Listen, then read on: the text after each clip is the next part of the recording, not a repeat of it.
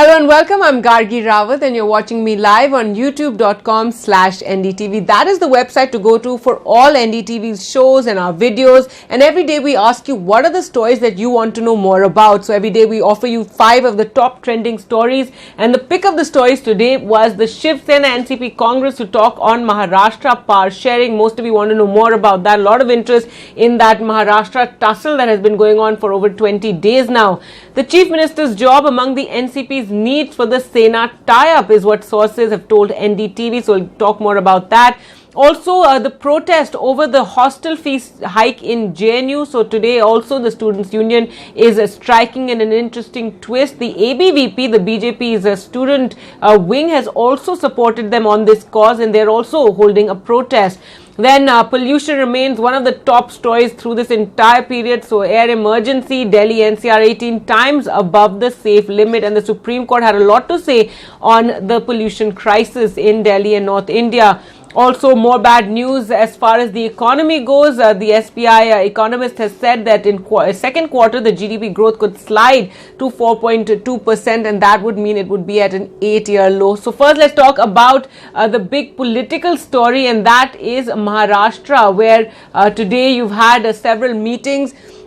Now remember, yesterday the big developments were that President's rule was imposed on Maharashtra by the governor sending that recommendation to the centre, the cabinet holding a meeting and then recommending President's rule and the President then signing off on it. This even as the Congress sent top 3 leaders to Mumbai to meet with the NCP, and that meeting took place. Though the parties greeted this, while they said they were angry over the imposition of President's rule, they said that didn't stop them from going ahead and holding all their meetings and coming together to form an alliance in the state. So yesterday you had the NCP and the Congress meeting, and then at a press conference saying that they were going to, since this was an unusual alliance, they don't want to have some sort of shaky, hurried alliance come in for the people of Maharashtra. So there were a lot of issues that had to be thrashed out. Certain lines needed to be drawn as to where the Congress would not where its priorities are, where the Shiv Sena's priorities are, where the NCP's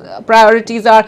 Now, we did hear that yesterday evening after that press conference by the NCP and the Congress that Ahmed Patel, Sonia Gandhi's very close aide, he held a meeting last night with Uddhav Thackeray of the Shiv Sena. Before that, Uddhav Thackeray also held a meeting with his MLAs and then spoke to the media, in which he said, fine if it's President's rule, this just gives us 6 more months to, work out how to form the government. So a lot of interesting developments. Also, NDTV hearing from sources that the reason this was all delayed, remember, the Shiv Sena was invited after the BJP to try and form government. They'd gone in the evening to meet with the governor, but the governor didn't give them extra time.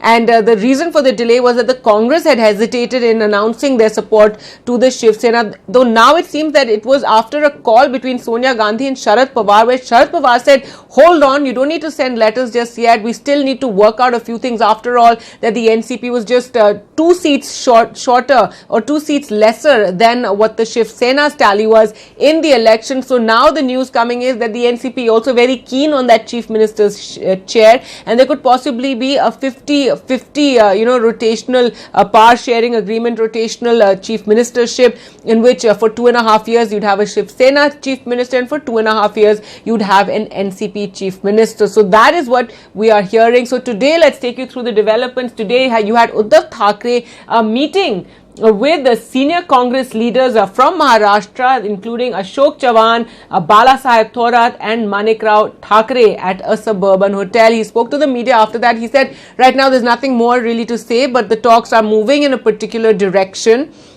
And once we have something more significant, we will speak to the media. So those talks are taking place, as you can see, between the Congress and the Shiv Sena. Also, there a panel has been formed, a committee has been formed with the 5 members of the NCP and 5 members of the Congress to work on this common minimum program that such an alliance, such a government would have going forward. And as I said, there are certain lines that the Congress doesn't want crossed, and the NCP obviously has certain conditions like the chief ministership, a share in that.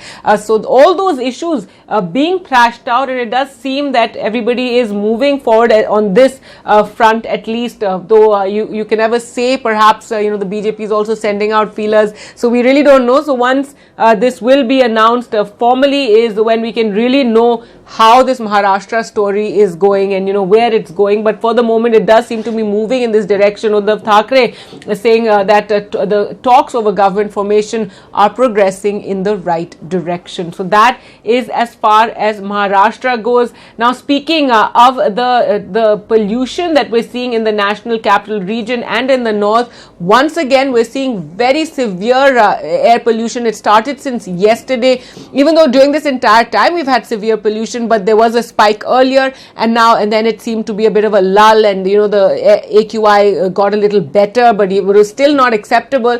But now again it's gone back into that very severe emergency level since yesterday, and this is all because of the farm fires, the stubble burning by farmers in Haryana and Punjab and Uttar Pradesh as well. So once again that smoke really contributing to Delhi's crisis, and the weather conditions are also such that there's no wind blowing over Delhi, so that smoke is just concentrated. It's like a gas chamber, so that smoke, there's nothing that's taking that smoke away. We can only expect some relief in another 24 hours, we're told. So yes, very polluted today and yesterday was, and tomorrow also we're expecting it to be very polluted. But the Supreme Court took up this issue today. The Supreme Court is anyway hearing the issue of the pollution, air pollution crisis, but today it took up the issue because of the hazardous air quality in the capital. And I remember in the past also, in the last hearing, the Supreme Court said there will be no more farm fires. It said it has to stop now, and all whatever administration and whatever government officials were there in those areas where there'll be farm fires, they'll all be punished. But what do you know? We're still seeing a lot of farm fires taking place. We've been reporting on it. So today,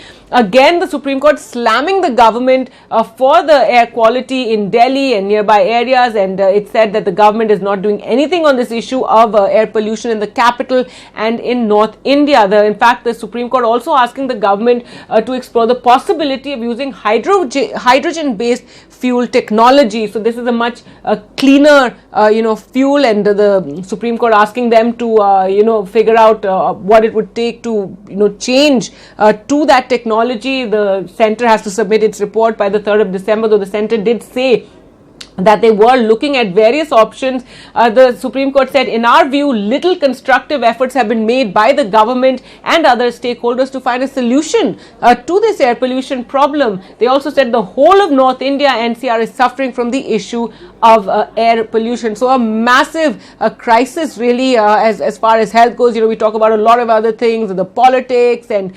even the recent Ayodhya verdict, obviously a lot of attention on that. But this is the biggest crisis the country is facing because it impacts our health, it impacts the elderly, the young, it reduces years off of your life, and it also causes a lot of illnesses and a big burden on the state when it comes to health and disease that people are suffering from. All children in Delhi are used to nebulizers and asthma, so that is a big problem. The other reaction to the pollution crisis has been that Delhi Chief Minister Arvind Kejriwal spoke about how they may even extend the odd-even traffic scheme if they feel there is a need, given this current crisis. Remember, Delhi currently has that odd-even traffic scheme where you have cars with odd numbers on one day and cars with even numbers on one day, and Arvind Kejriwal saying they're going to take a decision on whether they want to extend that. And finally, we have the JNU strike today. The Students' Union of JNU continuing with their strike after the massive strike that they had on Monday, where they marched to the AICT auditorium where a convocation ceremony was taking place, and there was a standoff with the police.